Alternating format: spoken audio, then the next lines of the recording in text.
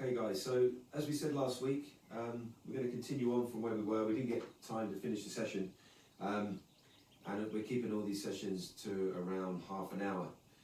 If you remember last week, what we worked on was showing you first of all a couple of different things. We looked at some of the dry land before and after exercises. So we saw, it was Alison from the UK, she was showing us what it was when she was first trying it. There was a video we also showed of someone skiing who had a very similar issue, showing the actual thing happening in their skiing, where that left leg was A-framing in, and then what Alison did with the band. So the thing I think a lot of people took from last week is we were constantly making points to show and share the ideas of which webinar it was from. We're obviously at webinar 12 now, and as I'm sure a lot of you have seen, we'll probably be doing the next webinar from slopes on the Zermatt Glacier when we're over in Trevino. We're driving over to Trevino tonight, skiing tomorrow, and snow conditions, you know, they should be really good. So from what it's looking like, so that's probably where next week's or wherever the next webinar is going to be, probably be up on snow. But from what was worked on, from those images that we saw, you know, it was really clear that over the last week people were using the different sessions, and because they're all online, because you can access them on the YouTube or the Facebook page or the LinkedIn page, we were seeing really good things happening. So it was good to chat to those of you that we did over the last week and go over the points with your video analysis, and rightly so for many of you, that those areas that you saw, especially those of you that sent the videos in of a front-on angle that we can look at, and we were monitoring and going through with you. That was very, very clear and easy. You know, one thing to say about video analysis, I'm just going to switch the light on, it's a bit dull in here. One thing to say with video analysis, it's worth taking notes sometimes of the angle you're filming from. If you're looking for a specific thing, and a few of the areas we were looking at the other day sort of require that you can catch a skier coming at the camera. So those angles, you know, we often see video analysis being done where or not without being aware, but someone's filming it from a sort of a slight angle, and you never quite see the difference between the left and right turn because one of them's sort of hidden or shielded. So try and get your dimensions right.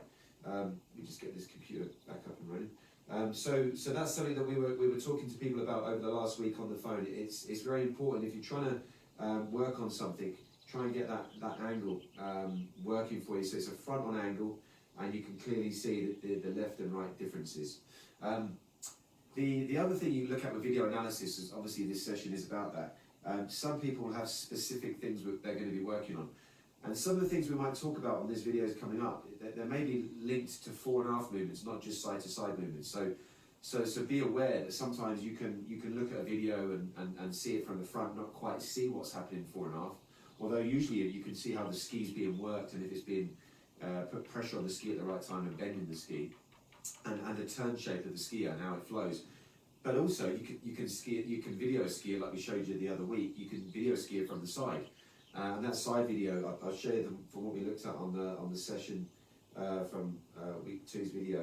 Let me just bring that up to full screen. So on the full screen one here, we showed a video of just some turns here where you got a glimpse of what was happening from the back angle, but looking into the video analysis as well, very important to get it going from the side angle if you're looking to see if a skier is being left on the back of their skis, or, as the movement will show here, projecting forwards, across, putting engagement into the tip of the ski and over the skis. Start the turn, usually you're projecting slightly forward, depending on what type of snow you're on, obviously less so in powder and off-piste. And as you go through the turn, your body generally works its way through the length of the ski. And that's what makes the ski, you know, do the things you want it to do, and you can be in charge of the ski a hell of a lot more there. So to bring it on to this week's and where we left off. So last week's, after we looked at Alison's demo, we were looking at skiers going through a few skiers on piste, you could say from a level 2, level 1, level 2 instructor level. So that was what a lot of the requests are about. The reason we were talking about instructor training, people wrote in and asked about the programs. Are we running one this summer? Obviously this summer's a little bit up in the air because it's a bit short notice to say that. But certainly in the winter in Verbier we'll be running our usual ski instructor program. And the difference between what we're seeing on the level 1 and 2 skiers and the level 3 skiers is quite interesting, and also, you know, elements of what they're working on. So just to continue on from last week's session, I'm just going to show you some longs, you know, long radius turns on piste. You can relate that to GS skiing, or you know, the general sort of use in the ski for a lot of recreational skiers, you know, carved turns. And then I'm going to show you some short radius turns. And again, like last week, we're going to pick out some of those areas where we're seeing some common issues happening, and again, relating back to previous webinars. So just going to show you a rundown here from Jordan from our team. Now he's making some GS turns coming through, and if you can see here, there's nice angles being made, pressure's being put on the ski nice and early, but I want to make the point clear that it's not a quick force of pressure. All of these movements are gradual and progressive. And it's the gradual and progressive movements that enable someone to manage and control the ski and allow it to bite on that edge, rather than too much pressure all at once that can make the ski sort of slip away from you. So coming through the turn here, you can see pressure coming onto that right ski here now, through the right leg extension down to the ski, softening the inside skis happening as well. So it's always transitional, that the pressure between the left and the right leg is always changing. It's never a movement that sort of suddenly happens there and suddenly happens there. And that's the point I want to bring up. A lot of people who have sent videos in, you can see that the pressure, where you see fluidity here with this run, it's how you use your legs, it's how effective. They need to be strong and soft, so outside leg strong, inside leg soft, but they need to be used with a feeling. You know, you have to feel that sensation of the timing of the movement. It can't just be a thud, or like a bull in the china shop, of how you control pressure. So pressure's coming through here, as you can see, releasing off that left leg nicely. Outside leg now, you can see, is actually quite long. It's got a good length in it. This leg has already got a really good flex in it, if you can see that. And as you come through the turn, sometimes we always, you know, we like to sort of block it at this point. Still up at the early part of the turn here, coming towards the middle of the turn, nice shape in the leg, slowly making an angle in the body. But look at the difference as the turn's made here to this position, coming through the last half, the last third of the turn, angles being made up at the upper part of the body, inside leg flexed here, and if you can see, it's flexed to such a degree, it's sort of overlapping there at the bottom of the jacket. The knee is coming up. And I want to stress that point. You know, George is making really good angles here on his turns. You know, with all the will in the world, you could have a really nice early pressure against the outside ski, which is a lot of people's issue. But there's no way the hip could move across that much in the turn to create that angle of lean without the inside leg giving way. And it's the inside leg giving way that allows, giving way and flexing up, that allows that hip to move across. So excellent angle being made. Just making a point with upper body management. We have talked about that a little bit, not so much on these webinars, because we've been looking at different elements in the body. But when we're talking about the bounding that we did on week 8 to 9, when a lot of people sent videos in from that, when people pushed their limit and they were trying to jump a further distance, it was when they were trying to jump a further distance that we were seeing the arms being thrown around a little bit. So here you can see really good upper body management and the legs taking control of all the movements. Going to take it through to the next turn as we come through here. Turn finishes. Here's the transition. So you notice goes 50-50, and then the pressure now is getting onto that left leg. Leg extensions happening, and he's coming through the turn being made nice and smooth. So the skis are being worked. You can see the edge angles. There's a matching edge angle. So this is another point I want to make here. Angle in the body. So, you know, if George couldn't do that off of snow, he certainly wouldn't do it on snow. So we're going to question, just going to show a few other skiers coming through, but the angles being made there are working because George has got those angles naturally off of snow anyway, obviously. But a lot of people will go to mimic something like this and find that when they're going through the movement, the body can't get to that movement, even doing it statically. So that was something else we spoke about on week 4. You know, we were talking about webinar 4, the importance of testing your angulation in the body, because it doesn't always match up as you think it would do. You would just imagine, okay, that I can see that movement, I'm going to make that movement left, I'm going to make that movement right, but quite often you go and you do it and you're like, actually, that's a little bit tighter on one side, or it's pinching on the SI joint, or whatever it might be. So always check these things out. before you're going to make it, and especially now because you guys have got time to be working on things. So turns being made and finished, angles are dynamic, ski edge angles are matching. It's not like the inside leg is lagging. In a weird sort of way here in this picture, the inside leg, although the pressure and the force is going through the outside leg, the inside leg is working very dynamically to get that element of flex working into it. It's not a given. If you relaxed and did nothing much with the inside leg, expecting it's going to get lighter because the outside leg got heavier, it would work, but it wouldn't work to the same degree of dynamics. You want to get those dynamic angles taken to the limit, you actively flex and you actively release that inside leg. So really good example here, how to get the skis to work, how to get your body over, create the angles, and get great shaped carved turns. You know, the shape, as we spoke about earlier in these sessions, is being determined because the pressure is being put on at a certain point early in the turn. Ski gets bent, and that way you can really determine the turn shape. I'm going to show you some other skiers coming through now that were working with George on this day. One of the guys here on the level 3 training coming through the angles, and one of the areas we're looking at on this. First of all, there you can see something here where I'll take it back actually a few frames. So the ski is just dropping, you know, where George was making an angle as he came through the turn with the hip coming inside the turn. What's a very common issue with skiers is when they're looking for this absolute angle or dynamics, quite often, rather than the movement coming across the turn, the hip can drop back. You know, so sometimes feeling low and feeling squatted might make you think that you're getting to those dynamic angles.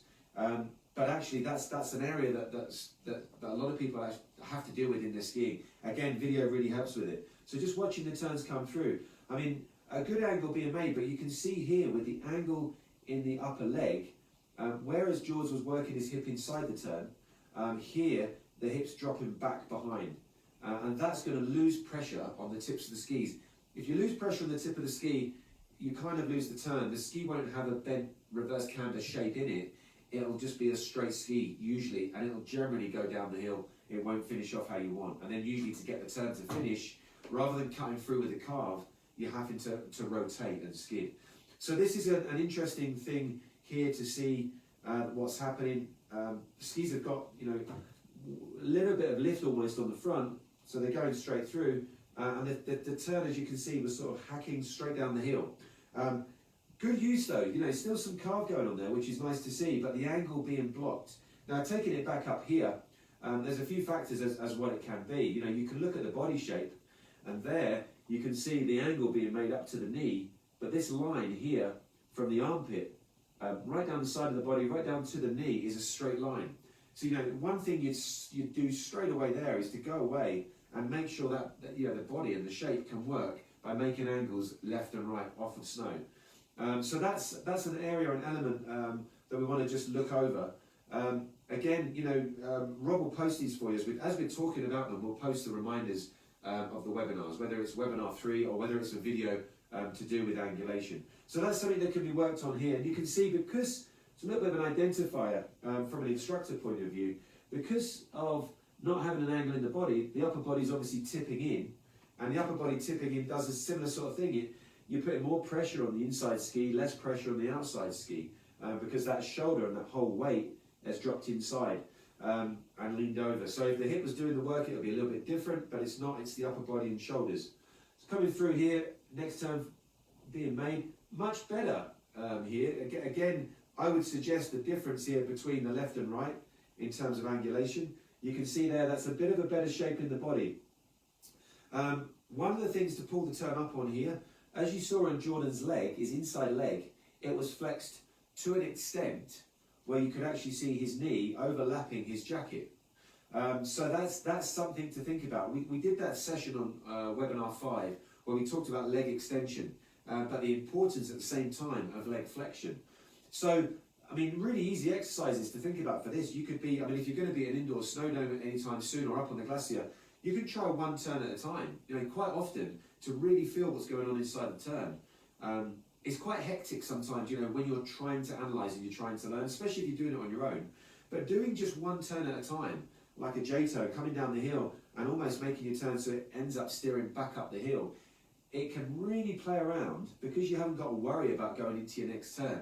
You can isolate that particular turn and put all your focus onto finishing the turn off. And that's sometimes where we've seen breakthroughs of people really creating greater angles and creating more flex to the inside leg. It's kind of an exercise in a way because you're going beyond your normal turn. You know, when you're making your turns linking left and right, you're coming across the hill and then you're setting up and prepping to go into your next turn direction. If you look at a J turn, it's coming down the hill and steering right the way back up. So because you're going beyond that point and actually finishing it right off, it can often nudge that inside leg a bit more, encourage it a little bit more to flex and to see where your angles can get to. So that's a really strong recommendation when you're seeing someone blocked in a position like that, work through the J-turn process. Going to come through here to see what's happening inside the turn.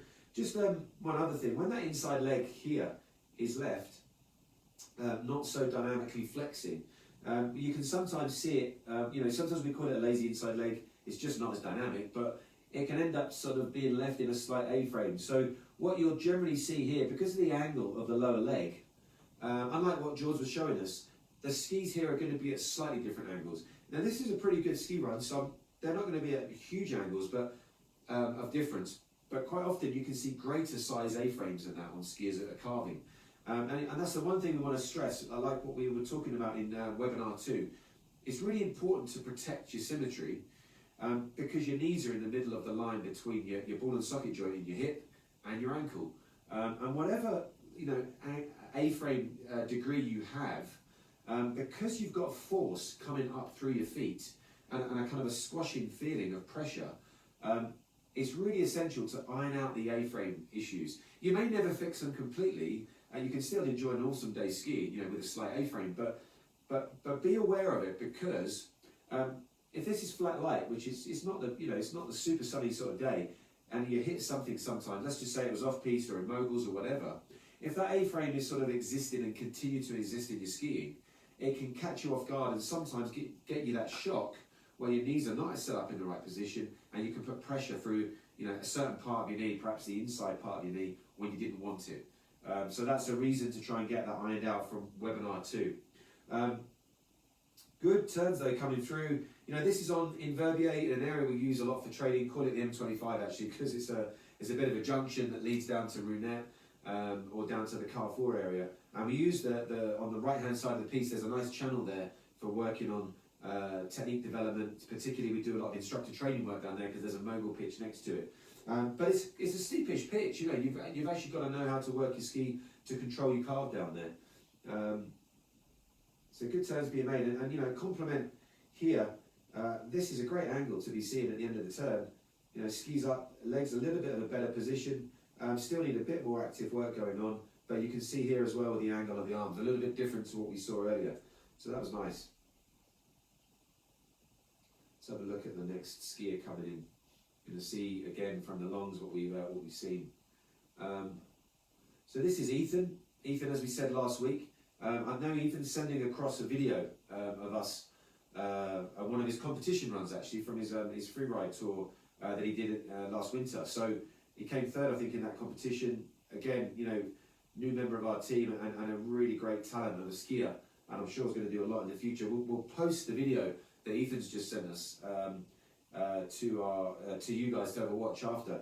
But Ethan's got no fear here whatsoever in throwing himself and committing to the turn 100%. So you can see him come through and boom, he's into that angle super quick.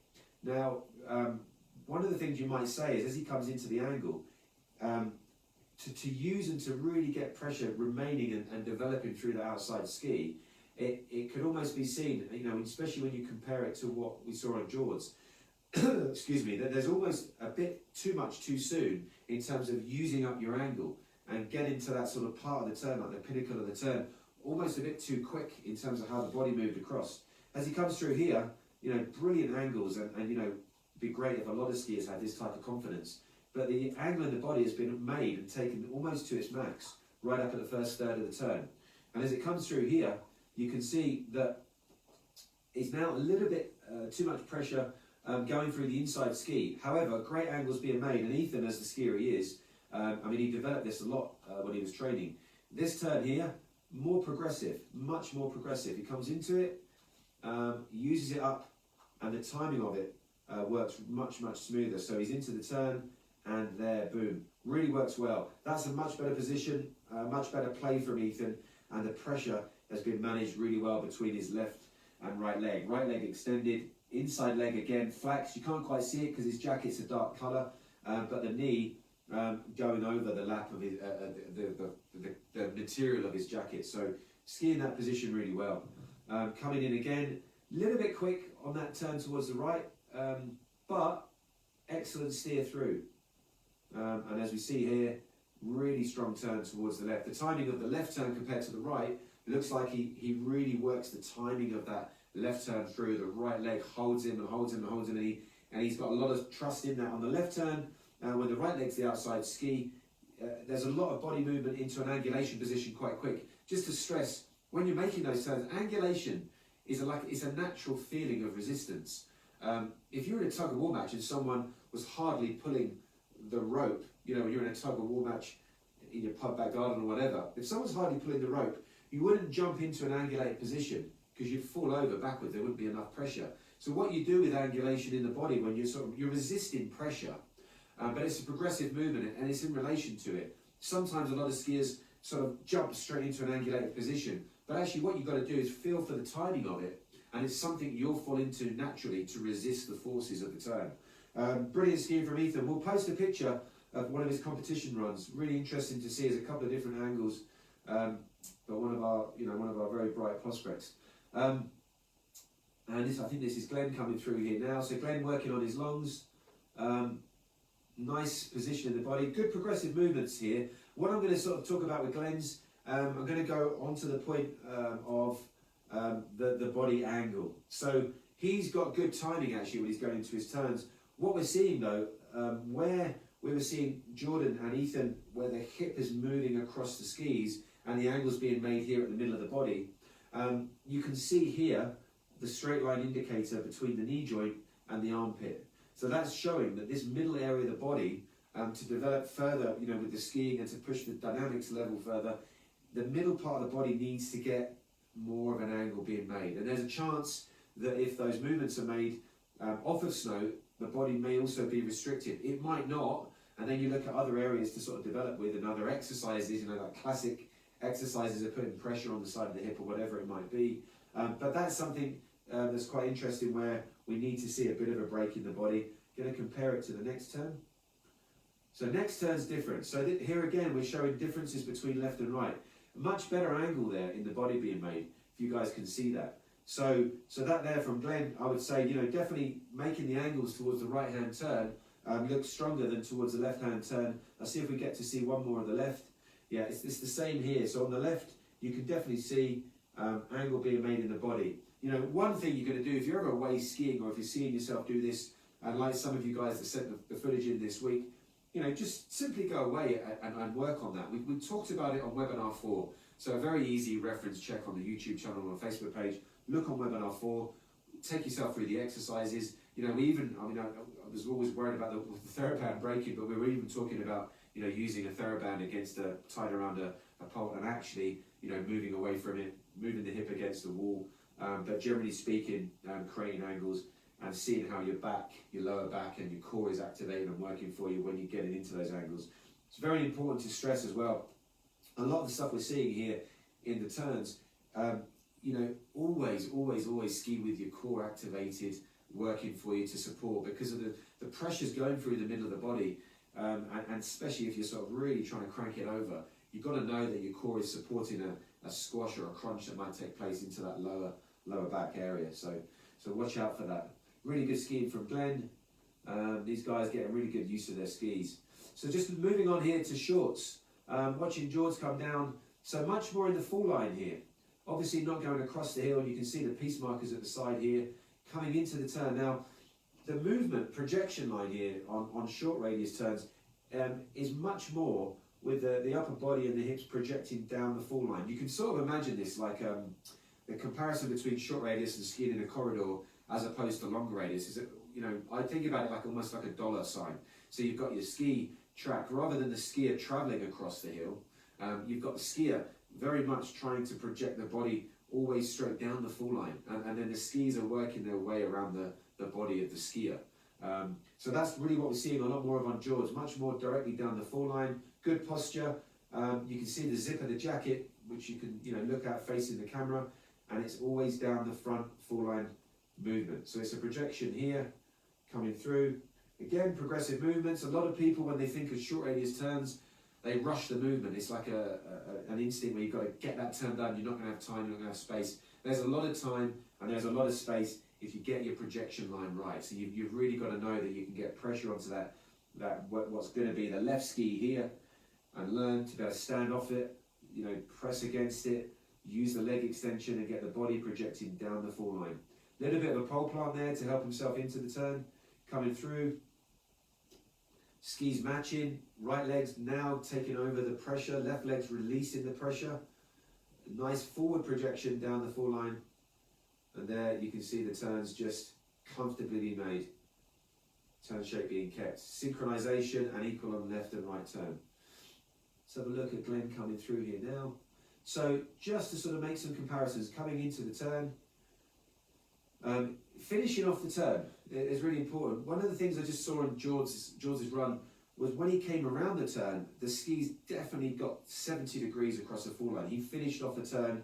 A lot of people don't get to do that, and they find that when they're doing short radius turns, their speed's increasing as they're going down that corridor. You may have found this on steeper slopes as well, or running out of kind of space in moguls, when you want to try and finish a turn off in moguls, but you've made 2 or 3 and then it suddenly starts getting faster when you're trying to stay in the fall line. Sometimes you end up just sort of skiing a bit wider or having that as a recovery. Just watching this turn shape here, something we often see with skiers, and it's worth mentioning. If you're going to use a pole plant, get it in there. We use pole plants less at higher speeds, and as we go slower and much more into the short game of skiing, like really tight short radius turns, you could say jump turns you might use in a corridor, and certain short radius turns. Pole plant isn't essential. You can make these turns without a pole plant, but quite often you'll see a pole plant start to activate and work more for a skier when they're going at much lower speeds. You could use it and think about it a bit like the jack in the box button. So if someone's hitting the ground with a pole, it gives a bit of a trigger and a bit of an aid to help get that body to project over the feet and down the fall line. On Glenn's pole plant here, you can see the left pole plant kicks in, but it doesn't do too much. The pole plant was almost slightly behind when it wanted to activate and hit the ground. So it didn't give that sort of oomph to help into the turn.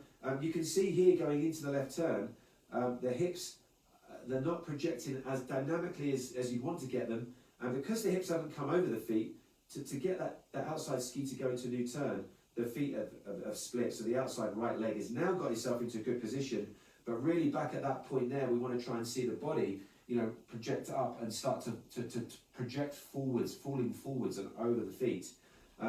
Coming through here, let's have a look. So into a new turn, really good position here of Glenn, and that's a great turn towards the left being made, liking that. Let's take it back onto the right. So coming through, that's good. So just a little bit of a miss with that pole plant. So that's something we've seen now on 2 turns. So I'm going to take it back, compare it to the previous. Let's have a look here coming through. So the pole plant on this side is a bit more definite. It sort of hits the ground there. And it does a bit more work to get him up and over. And you can see here, when he's coming into the turn, a really nice entry. Got a bit of a work with the pole plant. The most important thing is you can't just do this with a pole plant. This is really all about getting the legs to work. Outside leg extension, using the outside leg, the new outside leg, to get your body projecting down the fall line. And as he comes through here, this is a great entry. Really good work from Glenn. Really nice symmetry kept on the ski edge before the fall line. So he's going to get some good control in that short radius turn, just because he's now got his body over the feet, projecting down the fall line. Skis tilted onto the new edges before the fall line as well. So that's a good bit of carve up at the start of the turn. As he comes through, he's got the job done really nicely there. So that's an excellent turn. A great setup, really nice right hand pole plant. It worked effectively. Going to compare it again, just coming in here. the left-hand pole plant isn't helping. So that's something to look at, you know, how video can be really useful, just simply put. The left pole plant isn't the same as the right, quite often the same with a lot of skiers that we ski with. If you've ever done this, you know, go again, if you're going to do this soon, when the indoor snow domes happen, go to an indoor snow dome, or if you're going to a ski glacier, just go and check it. You know, you can quite often make your pole plants and not really be aware of it. If you've been made aware of it, you'll see really quickly how there can be a difference between left and right. Sometimes we give people an exercise of, you know, getting rid of one pole, going down the hill, and just using one pole with the weaker hand. It just heightens awareness quite quickly. And Glenn, obviously, on this side, definitely needs to get a bit more poke, a bit more punch with that left-hand pole plant. As he comes through again, pole plant doesn't quite cut it, doesn't hit. He's got a bit of extension, but again, it hasn't got the oomph to get him up and over into that left-hand turn how we want him to get. The right leg and the back, you know, the hips are still a bit far back at this stage. They want to be charging, projecting forwards. So he's over now. But it's not the same angle on the edges as you can see from that previous turn. So if you watch this in replay, or you're not watching this live, you can just pull that back and see how the edges weren't at the same angle. Great ending to the turn, really nice angulation. But that's the turn where he really gets on the ski edges before the fall line, just up here. So that's good skiing, good short rides, but a couple of points to be thinking about and working on there. Good rhythm, good tempo, great work with the upper body management. As a good skier, you know, Glenn, a lot of these guys that come out and ski with us, we get to know them. It's not always their best skiing. In fact, one of the things I can say is when a video camera is pointed at you and you're in front of a group of people, you never usually show your best turns. So if ever that's happened to you guys, if you're on a ski course or whatever, you know, don't worry about it too much. You know, it's always about how you ski, how you free ski, and you know, when you know you felt your best runs. Okay, let's have a look at Ken's. So good turns being made here. I know Ken was looking at getting more pressure onto the edges, getting greater edge angles to finish off the turns. And as he comes through, let's have a look. So skis coming through here. Good angle being made. Nice posture in the body. Good upper body management. A little bit of a kink in the knees, but nothing major. But something, you know, also to be aware of. You can polish things like that up. You know, there's not a major fundamental problem, but you can polish it up just to get it a bit more symmetrical there. That was a really nice entry. So this is the kind of punch we were talking about. The pole is in a really good position. The upper body management's in a good position. Like we saw on Glenn's right-hand turn, the same. You know, the pole plant kicked in. There's a good old hit there. And then now you're going to see this leg extend, boom. So it's like someone diving in off the edge of a swimming pool almost. That is what it's like, trying to get that body to project in the short radius turns straight down the fall line. A lot of people, believe it or not, don't have that confidence to do that. Interestingly enough, last week when we talked about, I think it was the braquage or the shorter speed turns, that was something that we pulled up where people weren't having that ability to simply fall over their feet. So from that point of view, we want to just sort of make that point that here you can see Ken getting that punch of the pole plant, getting that projection, and really pushing on and over the skis. So some good skiing being made here. Guys, that's we've gone over our 30 minutes time. I've got carried away there. Sort of, it's always interesting watching skiers, and sometimes there's quite a lot to talk about and quite a lot you can pull from a video analysis session. But just so you can see there are a few of the points that again directly relate back, and showing you a few of the skiers doing the level 3 and you know, this, we haven't shown the level 4 skiers yet, but we will do. But the guys doing the level 3 and level 4 training, what you get from it and what the level is, what people are working through. But some really obvious points. Take them away with you. Hopefully you guys will get a chance to practice at an indoor snow dome very soon. I know some of the guys are opening. We've been talking to the guys in the UK that are going to be opening the doors very soon. As I said, I'm off tomorrow to go and ski up on the Zermatt Glacier through where we stay in Chivigna with the guys at Monrev. I'll let you know how that goes, maybe even post something tomorrow. And we'll definitely try and do one of the next webinars that will be coming up in the next few weeks from one of the glaciers as well. We'll keep you updated. We're not sure about the definite date for next week, but we'll keep you updated, and we'll obviously post out some information before that. Thanks once again for tuning in, guys, and have a good week, and I hope you guys get to ski very soon. Thanks a lot.